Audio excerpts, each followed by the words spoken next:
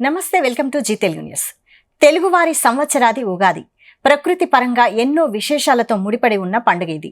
ఉగాది రోజున ఏం చేయాలి, ఏం చేయకూడదు తదితర విషయాలను వివరించేందుకు మనతో జ్యోతిష్య పండితులు నరసింహమూర్తి గారు ఉన్నారు. వారితో మాట్లాడి అన్ని విషయాలు తెలుసుకుందాం. నమస్కారం అండి గురువుగారు. గురువుగారు, అసలు ఉగాది అంటే ఏంటి? మొదటగా మన జీ తెలుగు న్యూస్ ప్రేక్షక మహాశయులకు విశ్వావసునామ నూతన సంవత్సర శుభాకాంక్షలు. ఈ సంవత్సరంలో అందరికీ సుఖశాంతులు భోగభాగ్యాలతోని ఉండాలని కోరుకుంటూ మన పంచాంగ శ్రవణాన్ని ప్రారంభిద్దాం. గురువుగారు, విశ్వవసునామ సంవత్సర ఉగాది విశిష్టత గురించి తెలియజేయండి. అంటే ఫస్ట్ మొదటగా ఈ పంచాంగ శ్రవణం అనేటువంటి విషయాన్ని చెప్పుకుంటూ ముందుకు వెళ్తుంటాం. శ్రీ కళ్యాణ గుణావహం రిపుహరం దుస్వప్న దోషావహం గంగా స్నాన విశేష పుణ్యఫలదం గోదాన తుల్యం నృణాం ఆయుష్వృత్తిదముత్తమం శుభకరం సంతాన సంపత్ప్రదం నానాకర్మ సుసాధనం సముచితం పంచాంగమాకర్ణ్యతాం. ఈ పంచాంగ శ్రవణం గురించి ఈ విధంగా చెప్పబడ్డది. పంచాంగ శ్రవణం చేస్తే, పంచాంగ పఠనం అంటే పంచాంగం మనమే పుస్తకాలు తీసుకొని చదువుకోవచ్చు, కాకపోతే పంచాంగ శ్రవణం అనేటువంటిదే చెప్పబడ్డది. ఈ పంచాంగ శ్రవణం చేస్తే ఉగాది రోజు ఏమవుతుందంటే దుస్వప్న దోషావహం, చెడ్డ స్వప్నాలు మన నుంచి తొలగిపోతాయి. గంగా స్నానం చేస్తే విశేష పుణ్య ఫలదం, అంటే గంగా స్నానం అనేటువంటిది సమస్త పాపాలను హరించేటువంటిది గంగా స్నానం. ఆ గంగా స్నానం చేసినటువంటి పుణ్య ఫలితం వస్తుంది. గోదానం చేసినటువంటి పుణ్య ఫలితం వస్తుంది. ఆయుష్ వృద్ధి అవుతుంది. తర్వాత సంతానం సంపత్తు కలుగుతుంది. నానా కర్మ సుసాధనం, అంటే మనం పుట్టినప్పటి నుంచి మనం గతించే వరకు కూడా ఎన్నో కర్మలుంటాయి. జాతకర్మ అంటే పేరు పెట్టడం, నామకరణం, ఇటువంటి షోడశ కర్మలు, అన్ని కర్మలు ఉంటాయి. ఆ కర్మల కొరకు సుసాధనం, మంచి చెడు, మంచి ముహూర్తము, ఇది పనికిరాదు, ఇది పనికి వస్తుంది అనేటువంటి చెప్పడానికి వరకు సుసాధనం అని పంచాంగం అనేటువంటిది చెప్పడానికి ఒక మూలం, ఒక టూల్స్ లాగా పనిచేస్తుందని చెప్పి చెప్పబడ్డది. తర్వాత ఈ పంచాంగ శ్రవణం చేస్తే ఏమవుతుందంటే తితేస్త శ్రియమాప్నోతి వారాదాయుష్యవర్ధనం నక్షత్రాత్ హరతే పాపం యోగాద్రోగ నివారణం కరణాత్ కార్య సిద్ధిస్తూ పంచాంగ ఫలముత్తమం కాల వితర్మ కృత ధీమాత్ దేవతానుగ్రహం లభేత్. అంటే పంచాంగ శ్రవణం చేత, పంచాంగంలో పంచాంగం అంటే ఏమిటి? పంచ అంగములు, 5 అంగములు: తిథి, వార, నక్షత్రం, కరణం, యోగం. ఇది పంచ అంగములు, అందుకొరకే పంచాంగమని దానికి పేరు వచ్చింది. ఈ పంచాంగ శ్రవణం చేత తిథి, మనం తిథి అనుకుంటాము. తిథి వలన ఏమవుతున్నది? తిథి అన్నే స్మరిస్తేనే సంపద వస్తుంది. వారము, ఆదివారం అయింది ఆ రోజు, వారం ఆదివారం అనేటువంటి వారాన్ని ఉచ్చరిస్తేనే ఆయుష్ కలుగుతుంది. నక్షత్రం, ఆ రోజు నక్షత్రం ఏమవుతుంది? నక్షత్రం అనేటువంటి స్మరిస్తే ఆ నక్షత్రం వల్ల పాప పరిహారం ఉంటుంది. యోగం వల్ల వ్యాధ నివృత్తి అవుతుంది. అలానే కరణం వల్ల కార్యానుకూలత, అన్ని కార్యాలు నిర్విఘ్నంగా కొనసాగుతాయని చెప్పి చెప్పబడ్డది.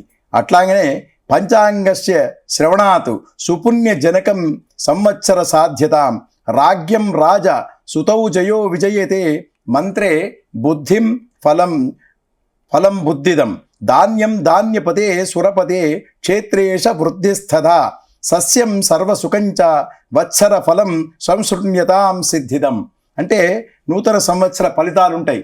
నూతన సంవత్సర ఫలితాలు వినటం వలన పుణ్యం కలుగుతుంది.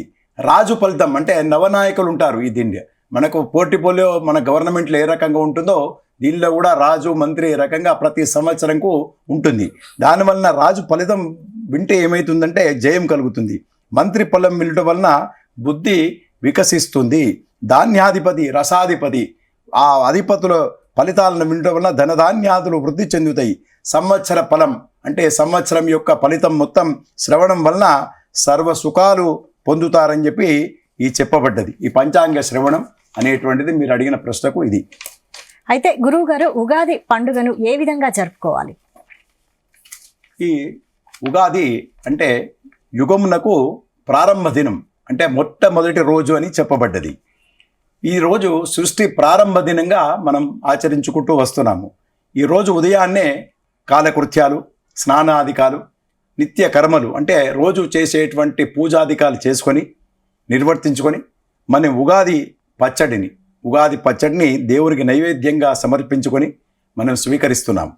అంటే ఈ పచ్చడిలో షడ్గుణోపేతమైనటువంటి రుచులు ఉంటాయి. అంటే షడ్గుణాలు అంటే 6 రుచులతో కలిసినటువంటి ఆ పచ్చడిని మనం దేవునికి నైవేద్యంగా పెట్టి మనం స్వీకరిస్తాం. ఫస్ట్ మొట్టమొదటిగా ఉదయాన దీనిలో 6 రుచులు ఏముంటాయంటే ఉప్పు ఉంటుంది, కారం ఉంటుంది, చేదు, ఒగరు, తీపి, పులుపు, ఈ 6 రుచులు సమ్మేళనం ఉంటుంది.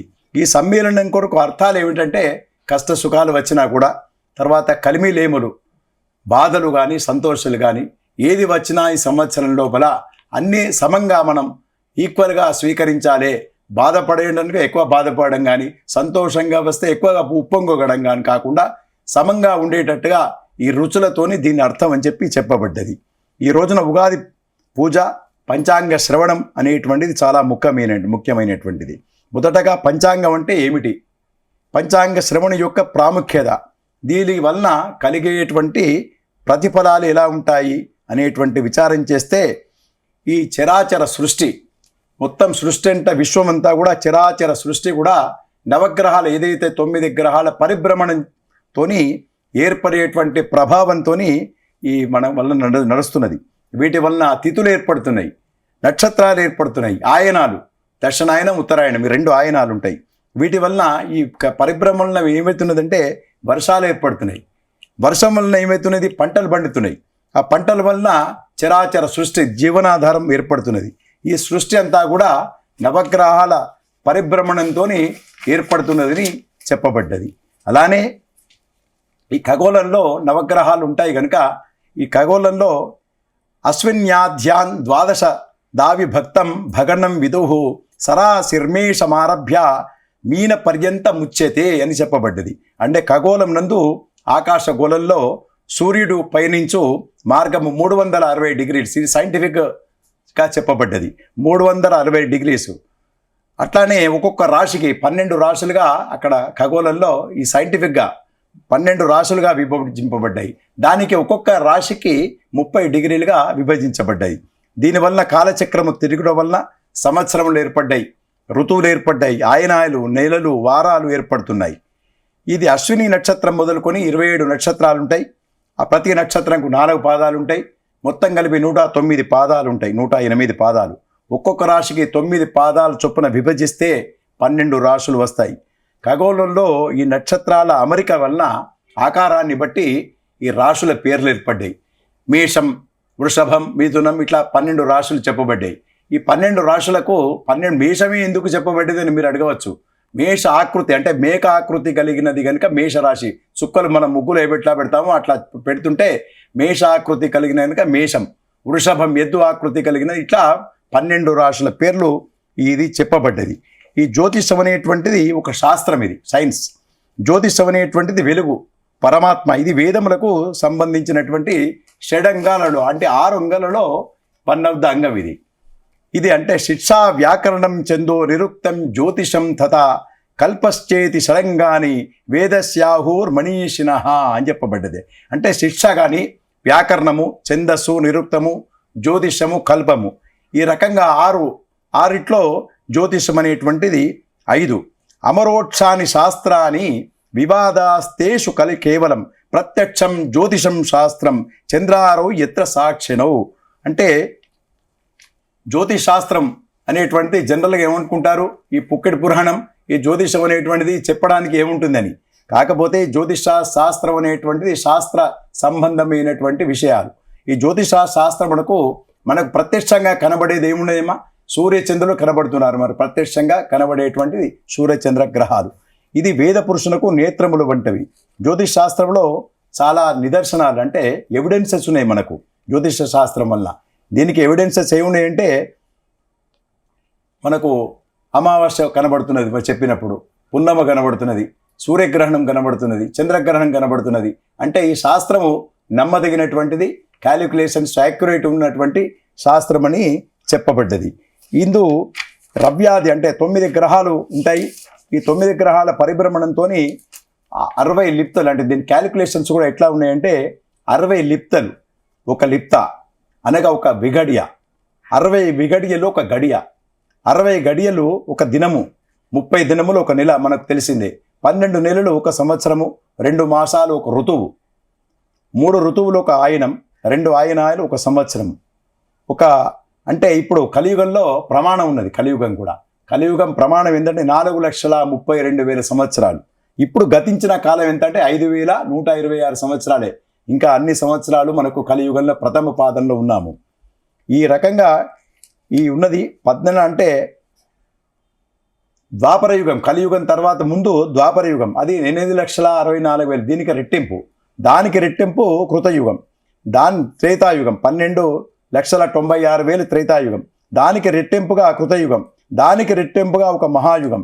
71 మహాయుగాలు, ఇన్ని సంవత్సరాలు కలిపితే ఒక మన్వంతరం అంటారు దాన్ని.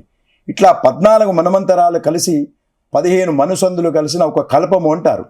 ఈ కల్పమున 7 సందులు, 6 మన్వంతరాలు కలిసి 7వ మన్వంతరం. ఇప్పుడు 7వ మన్వంతరంలో 27 మహాయుగాలు అతిక్రమించి 28వ మహాయుగమున కృతయుగం, త్రేతాయుగం, ద్వాపరయుగం కడిచి కలియుగంలో ప్రథమ పాదంలో ఉన్నాం మనం. ఇట్లా లెక్క క్యాలిక్యులేషన్స్ ఉన్నాయి. బ్రహ్మ కూడా ఆయుష్ ఉంటుంది. బ్రహ్మ అనేటువంటిది ఒక పోస్ట్, మన మేనేజర్ లాగా. ఆ బ్రహ్మకు 100 సంవత్సరాలు ఆయుష్. అట్లా ఇప్పుడు ఆయనకు ఇప్పుడు మన క్యాలిక్యులేషన్ ప్రకారంగా 50 సంవత్సరాలు. నెక్స్ట్ బ్రహ్మ, రాబోయే బ్రహ్మ ఆంజనేయ స్వామి.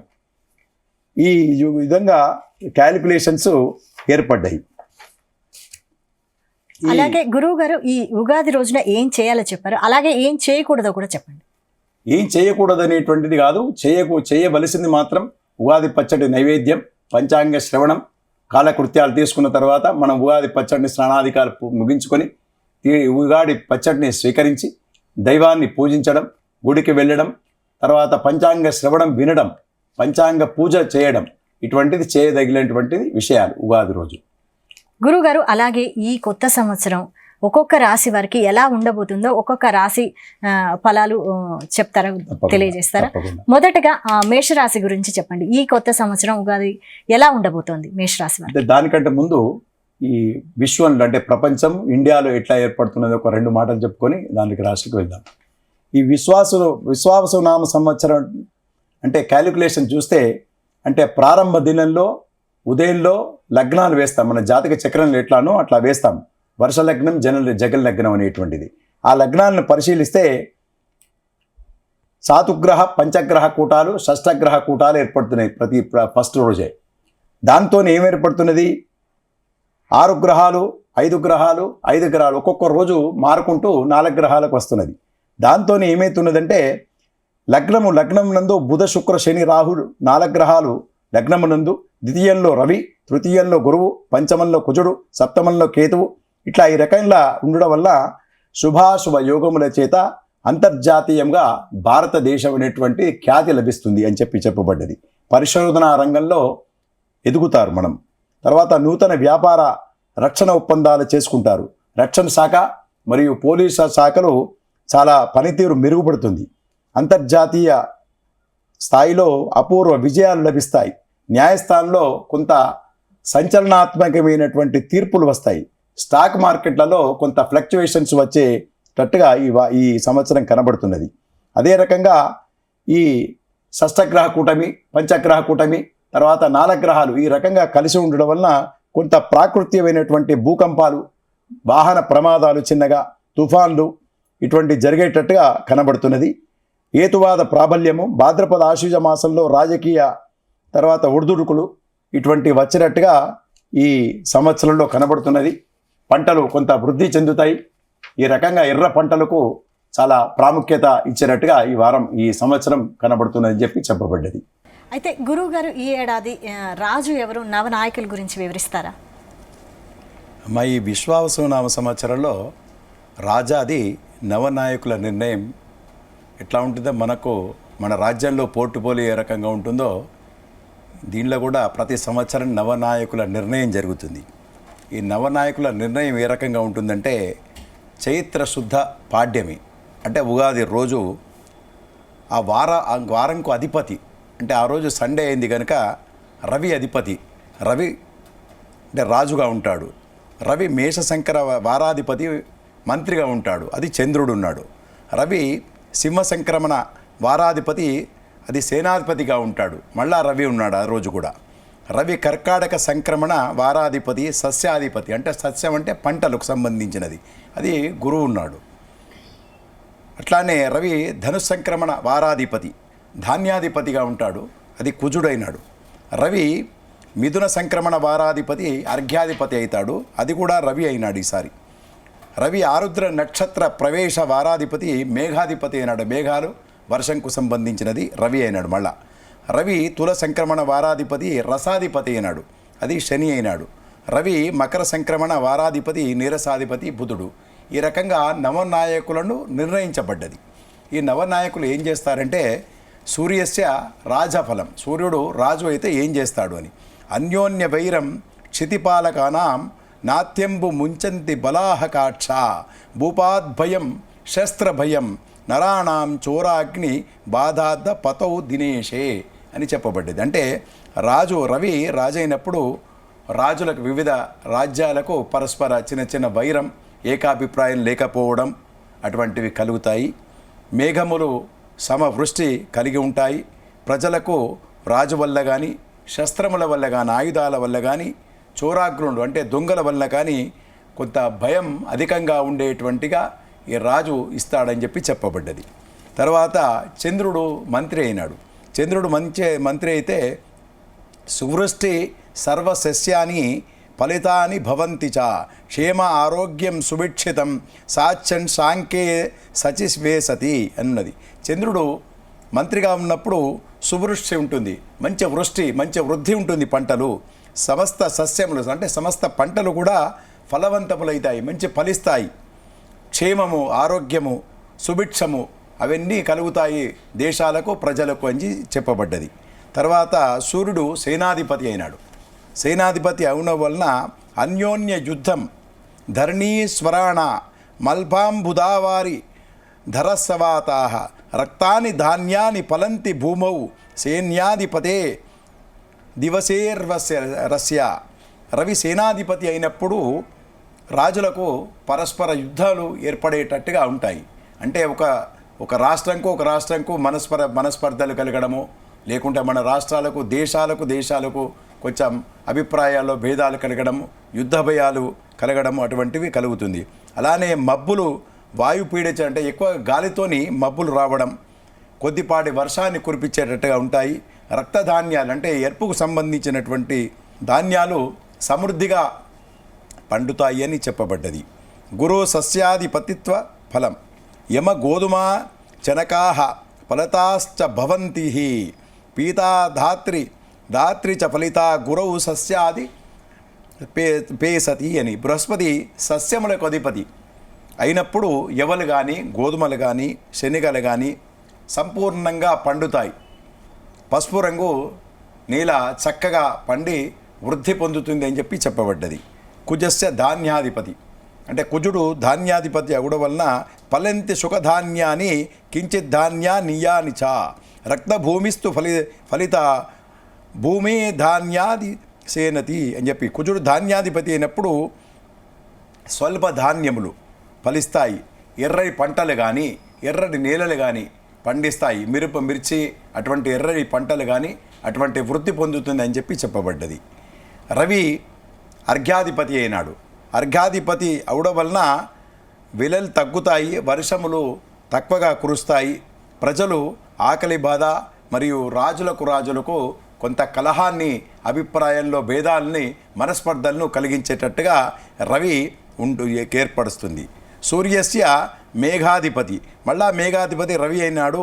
మహద్భయం ఫలం స్వల్పం వర్షం శాన్ ఖండమాంతరే రక్తస్య సంసు ఫలితం సూర్యే మేఘాధిపేశపతి. సూర్యుడు మేఘాధిపతి అయినప్పుడు పంటలు స్వల్పంగా పండుతాయని చెప్పబడ్డది. భయం అధికంగా ఉంటుంది, రాజులకు భయం ఉంటుంది. ఖండవృష్టి కలిగి ఎర్రటి ధాన్యాలు మాత్రం తప్పకుండా పండుతాయి అని ఈ సంవత్సరం చెప్పబడ్డది. శని అంటే రసాధిపతి అయినాడు. ఘృత తైల క్షౌద్రాः ఏ చాన్యే రసజాతయः శూన్యార్ఘంతాది తే సర్వే శనోయాధి రసాధిపే అని చెప్పబడ్డది. శని రసాధిపతి అయినాడు. శని రసాధిపతి అయితే ఏమవుతున్నది, రసాల కంటే నెయ్యి నూనెలు వేటికి అధిపతి అన్నట్టు. నేను నెయ్యి నూనె బెల్లము తేనె మొదలకు రసాలకు అంటే వెల లేకుండా ఉంటుంది, అంటే ధర కొంచెం తగ్గించి కొంత బాధాకరంగా రైతులకు ఏర్పడేటట్టుగా ఉంటుంది. బుధస్య నీరసాధిపతి, బుధుడు నీరసాధిపతి అగుడ వలన గారుత్మతాది రత్నాని ధాన్యాని వివిధాని చ సర్వాణి వృద్ధిమాయాంతి బుధే నీరసనాయకే అని ఉన్నది. అంతే బుధుడు నీరసాధిపతి అవుడ వలన వివిధ ధాన్యములు సమృద్ధిగా పండుతాయి. బుధుడు అంటే పైసలకు అధిపతి, డబ్బులకు అధిపతి కనుక కొంత అంటే లాభకాడిగా ఉంటుందని చెప్పి ఈ చెప్పబడ్డది ఈ నవనాయకుల నిర్ణయం. అదే అలానే పశునాయక నిర్ణయం. ఈ పశునాయక నిర్ణయం ఏ జరిగిందంటే ఈసారి పశుపాలకుడు యముడైనాడు కనుక సూర్యకు యముడు ఎందుకు అవుతాడంటే సూర్యకుజులు రాజులు అయినతో యముడు పశుపాలకుడు అవుతాడని చెప్పబడ్డది. ఈ రకంగా పశుపాలకుడు ఉండడం వలన కొంత పశువృద్ధి తక్కువగా ఉంటుంది అని చెప్పి తెలియజేయడమైనది ఈ సంవత్సరం. అలాగే గురువుగారు ఈ ఏడాది గ్రహణాల గురించి వివరిస్తారా? ఈ సంవత్సరంలో ఒక 2 గ్రహణాలు ఉన్నాయి. అదే చంద్రగ్రహణాలు. అంటే భాద్రపద శుక్ల పూర్ణిమ ఆదివారం అంటే 7/9/2025 రాహుగ్రస్త సంపూర్ణ చంద్రగ్రహం అనేటువంటిది ఉంటుంది. రాత్రి 9:56 పడుతుంది. మోక్షకాలం రాత్రి 1:26 వస్తుంది. ఈ శతభిష పూర్వభాద్ర నక్షత్ర జాతకులు ఈ గ్రహణం చూడరాదు అని చెప్పి చెప్పబడ్డది. తర్వాత రెండో చంద్రగ్రహణం 3/3/2026 అంటే పాల్గొన శుక్ల పూర్ణిమ మంగళవారం కేతుగ్రస్త చంద్రగ్రహణం. సంపూర్ణ చంద్రగ్రహణమే, కాకపోతే మన దేశంలో కనబడదు. ఆ చంద్రగ్రహణం అంటే చివరికి మోక్షకాలంలో స్వల్పంగా కనబడేటట్టుగా మనకు గోచరమవుతున్నది. సంపూర్ణ చంద్రగ్రహణమే అయినప్పటికీ భారతదేశంలో మాత్రం లాస్ట్ అంటే మోక్షకాలం అంటే పోయేటప్పుడు కొంత స్పర్శదాగా పాక్షిక చంద్రగ్రహణం అంటారు, కొంత కనబడేటట్టుగా వీలున్నది. అది సంపూర్ణ స్పర్శకాలం 3:19 అంటే మనకు సూర్యుడు ఉంటాడు కనుక మనకు అది ఆగుపడదు. మోక్షకాలం 6:46 అంటే చంద్రుడు అంటే వచ్చేటప్పుడు ఆ సమయంలో కొంత మేరకు కనబడేటట్టుగా కనబడుతున్నది. ఈ పుబ్బా నక్షత్ర జాతకులు ఆ పుబ్బా నక్షత్రం మీద వచ్చేటట్టుగా ఉన్నది కనుక ఈ నక్షత్ర జాతకులు ఈ గ్రహణాన్ని చూడరాదని చెప్పబడ్డది. ఈ 2 గ్రహణాలు. గురువుగారు అలాగే ఈ ఏడాది మూడాల గురించి వివరిస్తారా? ఈ సంవత్సరంలో మౌఢ్యమి అంటే మూఢములు ఏ రకంగా ఉంటుందంటే గురు మౌఢ్యమి వస్తున్నది 9/6/2025 జ్యేష్ఠ శుక్ల త్రయోదశి మంగళవారం అంటే 10/7/2025 ఆషాఢ శుద్ధ పూర్ణిమ గురువారం వరకు గురుమౌఢ్యమి ఉంటుందని చెప్పి తెలియబడ్డది. తర్వాత రెండోది శుక్రమౌఢ్యమి వస్తున్నది 26/11/2025 మార్గశిర శుక్ల షష్ఠి బుధవారము నుండి 17/2/2026 అంటే మాఘ బహుళ అమావాస్య వరకు మంగళవారం వరకు శుక్రమౌఢ్యమి ఏర్పడుతున్నది. ఈ మూఢములంటే శుభకార్యాలు నిషిద్ధం అంటే గ్రహాలు చచ్చుబడి పోవడం వలన అంటే అస్తంగత్వం ఏర్పడడం వలన ఇప్పుడు మూఢాలు ఏర్పడతాయి. ఈ మూఢాలలో శుభకార్య నిషేధమని చెప్పి తెలియజేయడమైనది. అట్లానే కర్తరి వాస్తు కర్తరి అంటారు.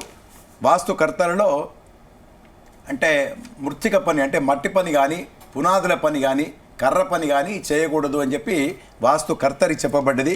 వైశాఖలో శుక్ల సప్తమి ఆదివారం 4/5/2025 మొదలుకొని తర్వాత 28/5/2025 వరకు ఈ మన వాస్తు కర్తరి అని తెలియజేయడమైనది. అలానే ఈ సంవత్సరం యొక్క మకర సంక్రాంతి నిర్ణయం ఈ విశ్వాసో నామ సంవత్సర పుష్యబహుళ ద్వాదశి అనగా 14వ తారీఖు జనవరి 2026 రాత్రి 8:47 రవి మకర రాశిలో ప్రవేశమవుతున్నాడు కనుక ఈ అంటే తెల్లవారి 15 నాడు మనం నిర్వర్తించుకుంటాం. అంటే సూర్యాస్తమైన తర్వాత వస్తున్నది కనుక మనం తెల్లారి మకర సంక్రమణంగా మనం దానికి సంబంధించిన కార్యక్రమాలను నిర్వర్తించుకుంటామని చెప్పి తెలియజేయడమైంది. మీరు ఫస్ట్గా మేషరాశి అడిగారు, రాశి ఫలితాలు. ఆ రాశి ఫలితాల కొరకు మనం వెళ్తుంటాము. మొదటగా మేషరాశి వారికి ఆదాయం 2, వ్యయం 14 ఉంది. రాజపూజ్యం 5, అవమానం 7. ఈ సంవత్సరం లోపల 14/5/2025 వరకు గురువు ద్వితీయ స్థానంలో ఉండడం వలన, ధనస్థానంలో ఉండడం వలన వారికి ఈ మే 14 వరకు వారి అనుకున్న పనులన్నీ చాలా చక్కగా నెరవేరుతాయి. ఉద్యోగ భద్రత ఏర్పడుతుంది, ఉద్యోగ అవకాశాలు వస్తాయి, వివాహాది శుభకార్యాల లోపల పాల్గొంటారు. అవివాహితులకు అంటే పెళ్లి కాని వాళ్లకు కొత్త శుభ విషయాలు వింటారు. సంతానం కొరకు ఎదురు చూసేవారికి కూడా సత్సంతానాన్ని పొందుతారు. ఉద్యోగం ఏర్పడుతుంది. క్యాంపస్ రిక్రూట్మెంట్లో విద్యార్థులకు మంచి మార్కులు వస్తాయి. తర్వాత స్థిరాస్తుల యోగం కూడా పట్టేటట్టుగా ఉంటుంది. అలానే 14/5 తర్వాత కొంతమేరకు చింత ఏర్పడేటట్టుగా ఉంటుంది. కొంచెం అన్కాల్డ్ ఎక్స్పెండిచర్స్, ఖర్చులు అధికమయ్యేటట్టుగా ఉంటాయి. శని కూడా 12వ స్థానం వ్యయ స్థానంలో ఉండడం వలన కొన్ని అన్కాల్డ్ ఎక్స్పెండిచర్స్, కొన్ని ఖర్చులు బాగా ఉంటాయి వాడికి. కాకపోతే వారి సమయానుకూలంగా డబ్బు చేతికంది వారి పనులను ఒడ్డెక్కేటట్టుగా ఏర్పరచుకుంటారు. ఈ సంవత్సరం అంతా శుభాశుభ మిశ్రమ ఫలితాలున్నాయి కనుక వారి ఇష్టదైవాన్ని ప్రార్థించడమో లేదా ఆంజనేయ స్వామి పాలే చాలీసా లేదా సుందరాఖండ పారాయణటువంటి చేస్తే వారి కష్టాల నుండి కొంత ఉపశమనం పొందేటట్టుగా వీలవుతుంది మేషరాశి వారికి. అలాగే తదుపరి రాశి గురించి వివరించండి. తదుపరి వృషభ రాశి. ఈ వృషభ రాశి వారికి ఆదాయం 11, వ్యయం 5, రాజ్యపూజ్యం 1, అవమానం 3. ఈ రాశి వారికి గురువు జన్మస్థానం అంటే జన్మాలో అంటే వృషభ రాశిలోనే ఉన్నాడు మే 14 వరకు. మే 14 నుండి ద్వితీయ స్థానంలో ధనస్థానంలో గురువు రావడం చేత మే తర్వాత వారికి అనుకున్న పనులన్నీ చక్కగా నెరవేరుతాయి. ఉద్యోగ అవకాశాలు వస్తాయి. తర్వాత స్థిరాస్తులు కొనేటట్టుగా వాళ్ళు ప్రణాళికలు వేస్తుంటారు. కొన్ని విషయాల లోపల అనుకోకుండా లాభసాటిగా లాభం వచ్చేటట్టుగా ఉంటుంది. వ్యాపారస్తులు నూతనమైనటువంటి వ్యాపారాలు పెడతారు. చాలా ఉద్యోగం ప్రమోషన్స్ కానీ తర్వాత నూతనమైనటువంటి వస్తువులు కొనడం, బంగారం విలువ గల వస్తువులను తెచ్చిపెట్టుకోవడం అటువంటిది జరుగుతుంది. కాకపోతే శని కూడా 11వ స్థానంలో ఏకాదశ స్థానంలో ఉండడం వల్ల చాలా లాభసాటిగా ఉంటుంది. వారి ముట్టిందల్లా బంగారంగా ఉండే వ్యవహారంగా ఉండేటట్టుగా ఉంటుంది. కనుక వారు ఏ పని చేపట్టినా కూడా ప్రణాళికలతో చేస్తే తప్పకుండా నెరవేరుతుంది అని చెప్పి ఈ రాశి వారికి తెలియజేయడమైనది. అలాగే తదుపరి రాశి గురించి వివరించండి గురుగారు. తదుపరి మిథున రాశి. ఈ రాశి వారికి ఆదాయం 14, వ్యయం 2, రాజ్యపూజ్యం 4, అవమానం 3. ఈ రాశి వారికి ఈ మే 14 వరకు గురువు అంటే ద్వాదశ స్థానంలో ఉన్నాడు. తదుపరి 1వ స్థానం జన్మానికి వస్తాడు. తర్వాత శని 10వ స్థానం కర్మస్థానంలో ఉన్నాడు. రాహువు 10 నుంచి 9కి వస్తాడు 19/5 రోజున. ఈ రాశిని వారికి ఈ స్థానంలో ఈ 12 ఉండడం వలన కొన్ని చికాకులు ఏర్పడతాయి. ఉద్యోగుల్లో కొన్ని ఎక్కువగా ఒత్తిడి ఏర్పడేటట్టుగా ఉంటుంది. అట్లానే ఇంట్లో చిన్న చిన్న మనస్పర్ధలు, భార్యతోని లేక కుటుంబంలో ఏకాభిప్రాయం లేక కొన్ని విషయాల లోపల కొంత చికాకు ఏర్పడేటట్టుగా దోహదమవుతుంది. తర్వాత మే 14 తర్వాత కూడా కొన్ని అన్కాల్డ్ ఎక్స్పెండిచర్స్, తర్వాత వైద్యకు సంబంధించిన ఇంటి వారికి కానీ కొన్ని వైద్యంకు సంబంధించినటువంటి ఖర్చులు పడేటట్టుగా ఉంటుంది. తర్వాత కొన్ని పనులు మాత్రం ఎంత చింతించనో కూడా కొన్ని విషయాల లోపల లాభసాటిగా ఉంటుంది. ఉద్యోగంలో మంచి పేరు ప్రతిష్టలు తెచ్చుకుంటారు. సమయస్ఫూర్తితోని వ్యవహరించి కొన్ని పనులను చక్కబెట్టుకుంటారు. సమయస్ఫూర్తితోనే వారు పై అధికారుల చివాట్లతోని కూడా లేకుండా ముందుకు వెళ్ళి మంచి పేరు తెచ్చుకునేటట్టుగా వ్యవహరిస్తారు. స్థిరాస్తుల మాత్రం లాభసాటిగా ఉన్నది. కొన్ని స్థిరాస్తులు కొంటారు లేదా స్థిరాస్తుల విషయం లోపల లాభసాటిగా ఉంటుంది. అయినప్పటికీ కూడా కుటుంబం లోపల వారి అనుకున్న పనిని కానీ అనుకున్న విషయాలు కానీ సాధించేటట్టుగా ఉంటుంది. వీరి పిల్లలు కూడా మంచి మార్కులు కానీ క్యాంపస్ రిక్రూట్మెంట్లలో మంచి స్థానాన్ని పొంది వీరు ఇంటికి పేరు తెచ్చేటట్టుగా ఉంటారు. కనుక వీరు కొంత ఈ వారంలో ఈ సంవత్సరం లోపల కొన్ని చికాకులు ఉన్నా కూడా కొన్ని ఫలితాలు శుభ ఫలితాలు కూడా వస్తాయి. కనుక వీరు ఎక్కువగా శుభ పరిణామాలు పొందడానికి కొరకు వారి ఇష్టదైవాన్ని ప్రార్థించి పూజించండి.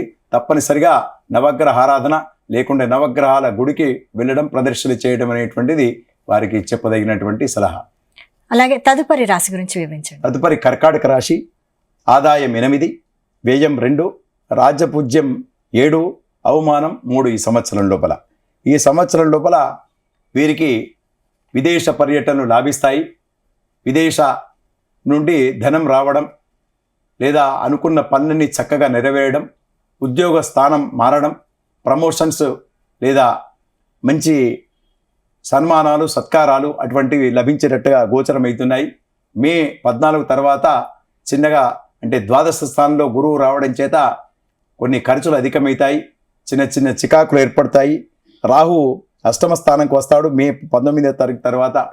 కొద్దిగా చికాకులు ఏర్పడతాయి, చిన్న చిన్న అనారోగ్య బాధలు, ఉదరం కొంటే కడుపుకు సంబంధించినది, రక్తానికి సంబంధించినటువంటి అనారోగ్య బాధలు కొంత ఉండేటట్టుగా ఉంటుంది.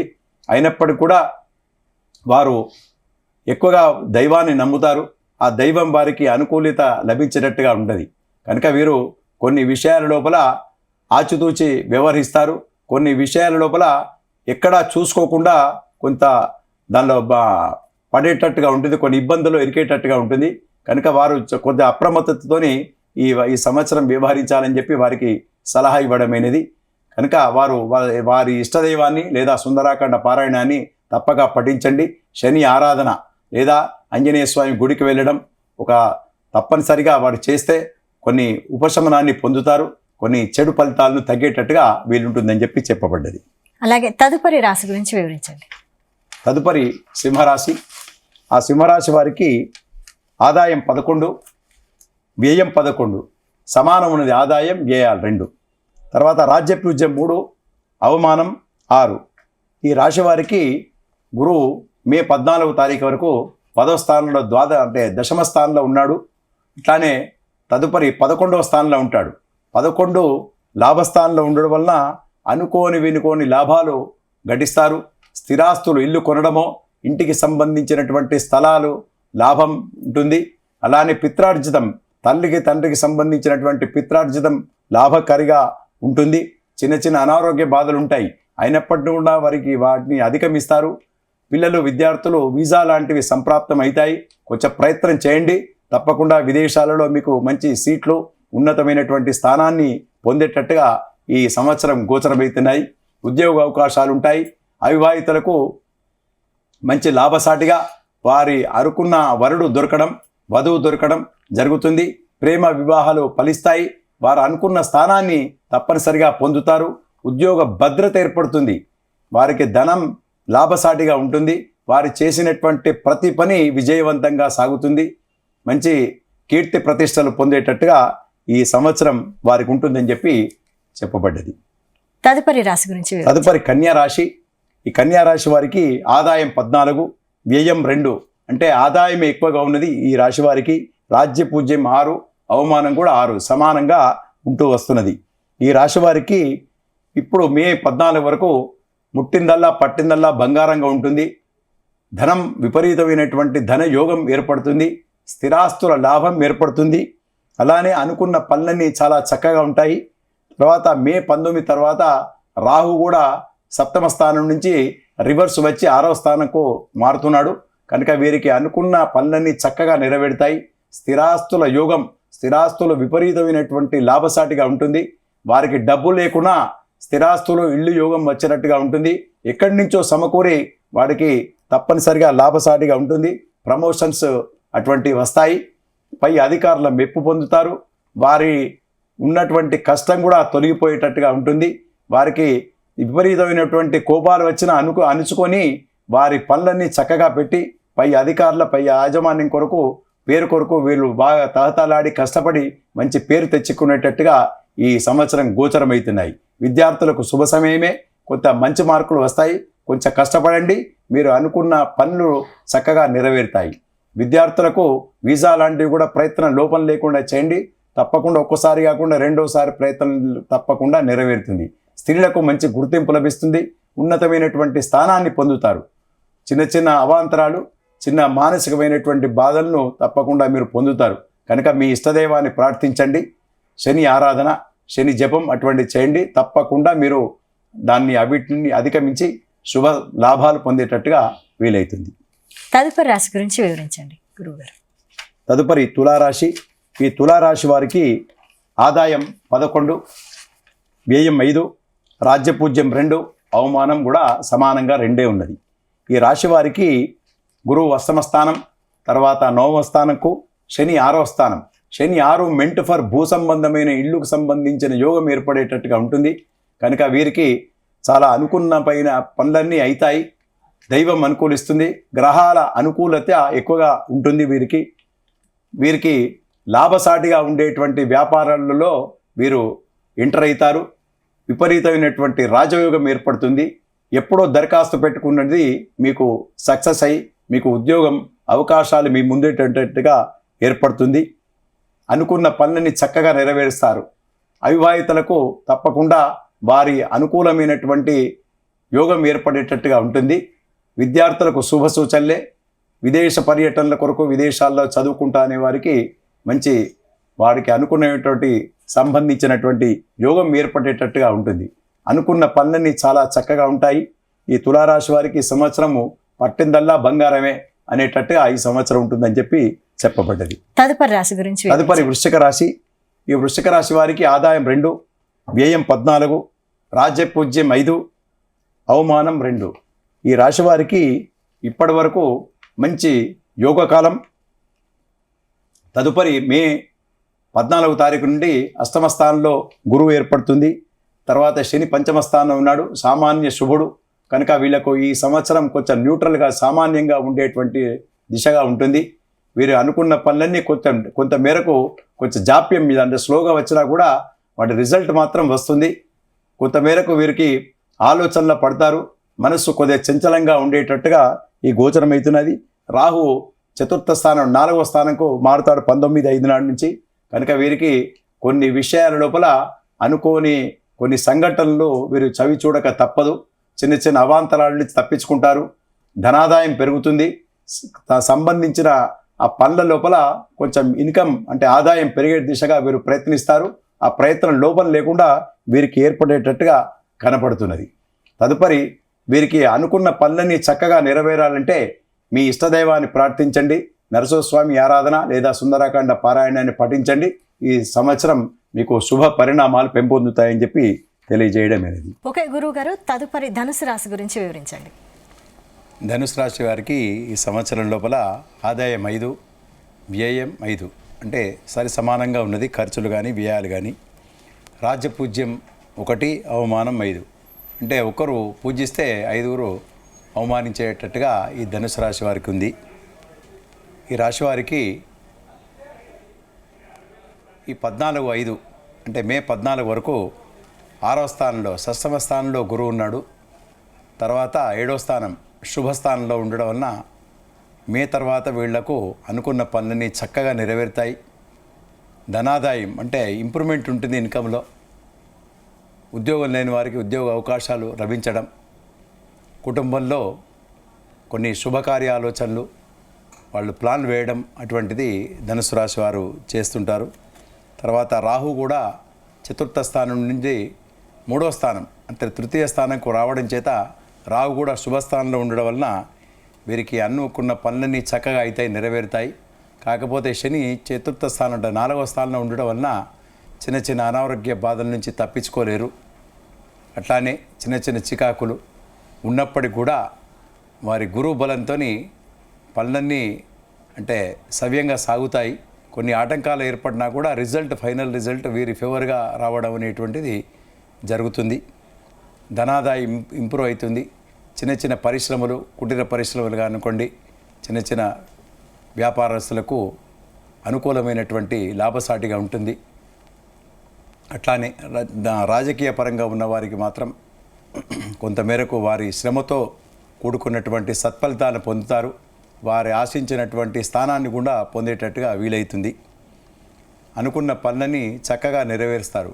కాకపోతే చిన్న చిన్న ఆటంకాలతోని పనులు సవ్యంగా సాగుతాయి. కుటుంబ వాతావరణం చక్కగా ఉంటుంది.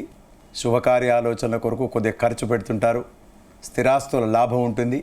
అమ్మకాలు కొనుగోలు చేసేవారికి ఇది కరెక్ట్ సమయం అని చెప్పవచ్చు. విద్యార్థులకు శుభ సమయమే.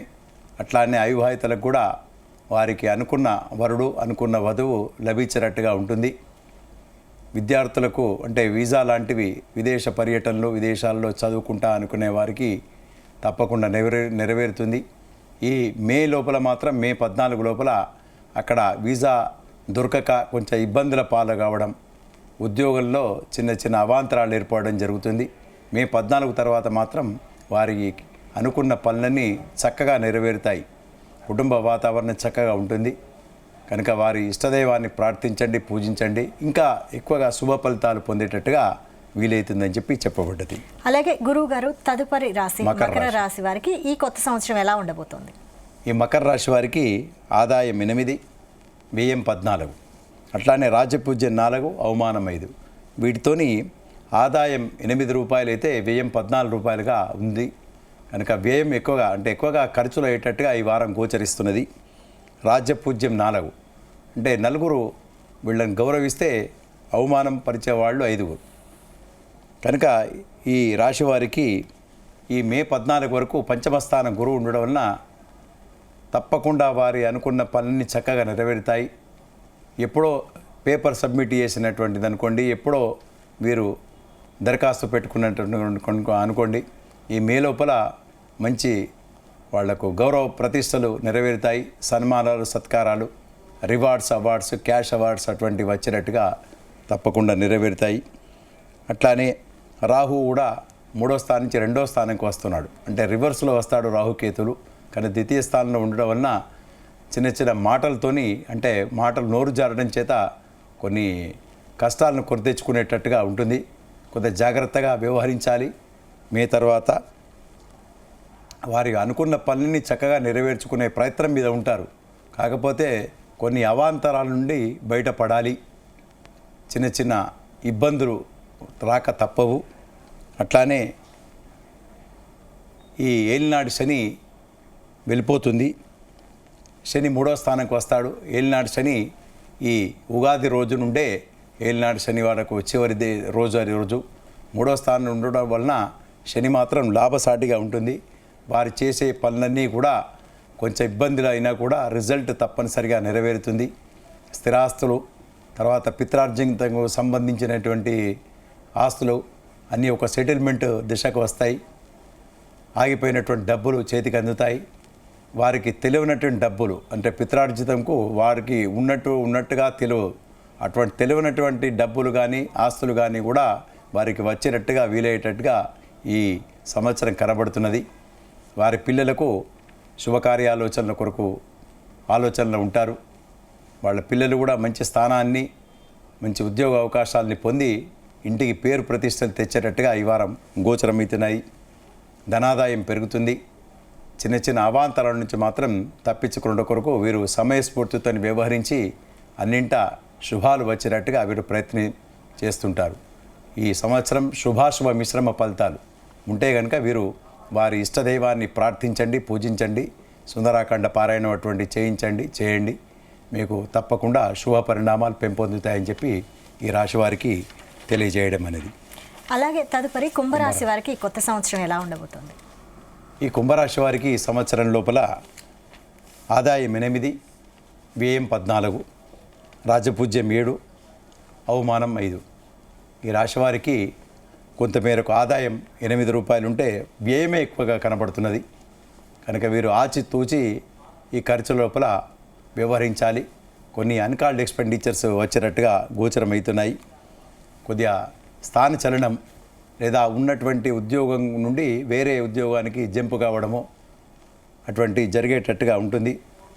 స్థల మార్పిడి అనేటువంటిది వీరికి చెప్పదగినటువంటి సూచన.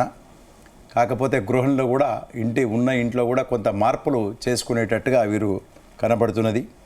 కొద్దిగా విమర్శలకు గురి కాకుండా వీరు సమయస్ఫూర్తితో వ్యవహరించి అధిగమిస్తారు.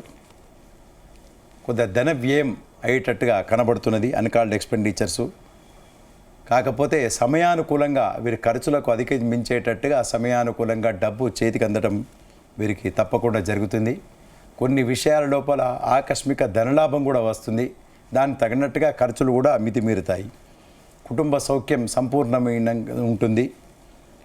తర్వాత అనుకోని వినుకోని కొన్ని లాభాలు ఉంటాయి, అనుకోని ఖర్చులు కూడా మీద పడేటట్టుగా ఉంటాయి. ధనాదాయం పెరుగుతుంది. గురువు మాత్రం మే 14 నుండి పంచమ స్థానం ఉండడం వలన ఈ గత 2 సంవత్సరాల్లో లేని లాభాలు వీళ్ళకి జరుగుతుంది. ఎప్పుడో దరఖాస్తు పెట్టుకుంటారు, మర్చిపోతారు.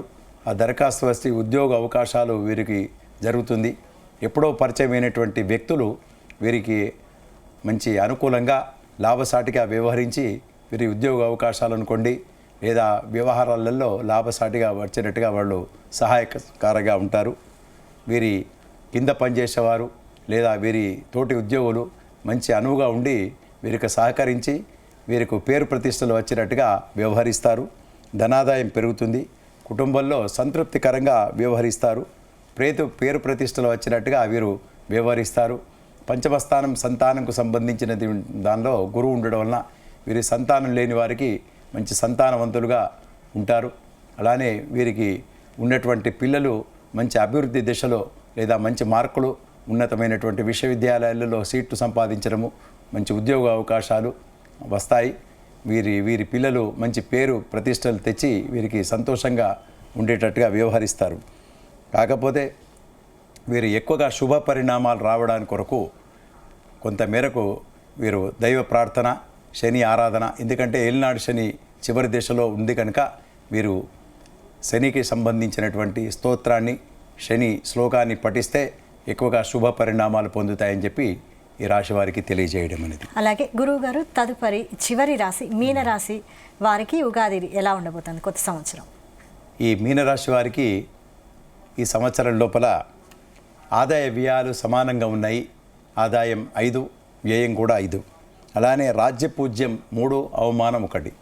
కాకపోతే వీళ్ళని గౌరవించే వాళ్ళు, మంచిగా మాట్లాడేవాళ్ళు 3 అయితే ఒకరు కొంత వ్యతిరేకత మాట్లాడేవాళ్ళు ఒకళ్ళు ఉంటారు. ధనాదాయం మాత్రం 2 సేమ్ ఉన్నది, వ్యయం ఆదాయాలు. కనుక వీరికి గురువు 3వ స్థానంలో ఉన్నాడు. తదుపరి 4వ స్థానంకి వస్తాడు 14వ తారీఖు నాడు. గురువు బలం కొంత తక్కువగా ఉన్నది. శని జన్మాన ఉన్నాడు. అలానే రాహు కూడా 1వ నుండి 12వ స్థానంకి వస్తాడు మే 19వ తారీఖు. కేతు మాత్రం 7వ స్థానం నుండి రివర్స్లో 6వ స్థానం 6వ స్థానంకు రావడం చేత ఒక కేతు గ్రహం మాత్రం వీరికి అనుకూలంగా ఉండడం చేత స్థిరాస్తుల లాభం, మే తర్వాత స్థిరాస్తుల లాభం, ప్లాట్లు కొనడం, తర్వాత ఇంటికి సంబంధించినటువంటి స్థలాలు కొనడము అటువంటివి చేస్తారు. కాకపోతే గురు శనులు వీరికి బాగలేవు. గ్రహాల అనుకూల్యత కొంచెం తక్కువగా ఉంది. శని కూడా ఏలినాడు శని ప్రభావం చేత చిన్న చిన్న అనారోగ్య బాధల నుండి తప్పించుకోలేరు. వీరికి కానీ వీరి కుటుంబంలో సంబంధించినటువంటి కొద్దిగా ఖర్చులు వైద్య సేవలకు అవసరమయ్యేటట్టుగా ఉంటుంది. అలానే వైద్యశాలలు తిరగడం, దవాఖాన్లు, హాస్పిటల్స్ సందర్శన, అది కూడా పాపకరమైనటువంటిది. అది ఎక్కువగా చూడడం వీళ్ళ బంధువులకు కానీ వీరికి కానీ వైద్యశాలల సందర్శన అనేటువంటిది వీరికి ఈ సంవత్సరం జరిగేటట్టుగా ఉంటుంది. కొన్ని ఖర్చులు ఎక్కువగా మీద పడతాయి. కొన్ని అవాంతరాలను తప్పించుకోక తప్పదు. వీరు జామీన్లు కానీ లేదా ఈ మధ్యవర్తిత్వం కానీ వ్యవహరిస్తే తప్పకుండా చిక్కుకునే పరిస్థితి ఏర్పడుతుంది. కనుక మీరు అటువంటి దానిలోకి వెళ్లకుండా ఉంటే మంచిదని చెప్పి మీకు సలహా ఇవ్వడమైనది. మీ పిల్లలు కూడా విదేశాలలో ఉండి తర్వాత విదేశాలలో ఉద్యోగంలో ఉన్నవారికి మాత్రం కొంత ఇబ్బందికరంగా ఉండేటట్టుగా ఉంటుంది. వారి గురించి మీరు కొంత మనసు చంచలంగా, ఆలోచన ఎక్కువగా ఉండేటట్టుగా ఈ సంవత్సరం గోచరమవుతున్నాయి. మితిమీరినటువంటి స్వతంత్రాన్ని మీ పిల్లలకి ఇస్తారు. దాంతో కూడా కొంత మేరకు కొంత ఇబ్బందికరంగా ఉండేటట్టుగా మీకు గోచరమవుతున్నది. స్థిరాస్తుల విషయం లోపల మీరు అగ్రిమెంట్లు కానీ లేదా ఒప్పందాలు జరిగేటప్పుడు కొంత జాగ్రత్తతోని అప్రమత్తతోని వ్యవహరించాలి. కొన్ని ఇబ్బందులకరంగా ఉండేటట్టుగా ఈ సంవత్సరం గోచరమైతేనే కనుక చాలా అప్రమత్తతతోని ప్రతిదీ కూడా ఆచితూచి వ్యవహరించాలని చెప్పి మీకు సలహా ఇవ్వడమైనది. కొంత ధనాదాయం మాత్రం పెరుగుతుంది. అవసరాల మేరకు మీకు డబ్బు చేతికి అందడం జరుగుతుంది. కుటుంబ వాతావరణం చక్కగా ఉంటుంది. మీ భార్య లేదా భర్త మీ కుటుంబంలో చాలా చక్కగా మీకు వ్యవహారాలు నడిపిస్తారు. ఇల్లు కూడా తీర్చిదిద్దటంలో మీ భార్య పాత్ర తప్పకుండా నడుస్తుంటుంది. మీకు విలువలను ఇస్తారు, కుటుంబ వాతావరణం చక్కగా ఉంటుంది. తర్వాత సామాజిక సేవల లోపల పాల్గొంటారు. పూజాదికళ్ళలో యజ్ఞయాది కర్మలు కొంత చేసేటట్టుగా ఈ వారం అది ఈ సంవత్సరం కనబడుతున్నది. ఈ సంవత్సరం లోపల తీర్థయాత్రలు అంటే దూర సంబంధించినటువంటి తీర్థయాత్రలు చేస్తారని చెప్పి మీకు అయ్యేటట్టుగా ఉంది ఈ సంవత్సరం. కనుక కొన్ని విషయాల లోపల కొంచెం లాభసాటిగానే ఉంటుంది. శుభాశుభ మిశ్రమ ఫలితాలని చెప్పి ఈ సంవత్సరం మీకు తెలియజేయడం అనేది. ఎక్కువగా శుభ పరిణామాలు రావాలని చెప్పి మీరు అనుకుంటే మీ ఇష్టదైవాన్ని ప్రార్థించండి. సుందరాఖండ పారాయణము, ఏలినాడు శని ఉండడం చేత నవగ్రహ ఆరాధన లేదా శనివారం గుడికి వెళ్ళడం, ప్రదర్శనలు చేయడం అటువంటిది తప్పకుండా చేయండి.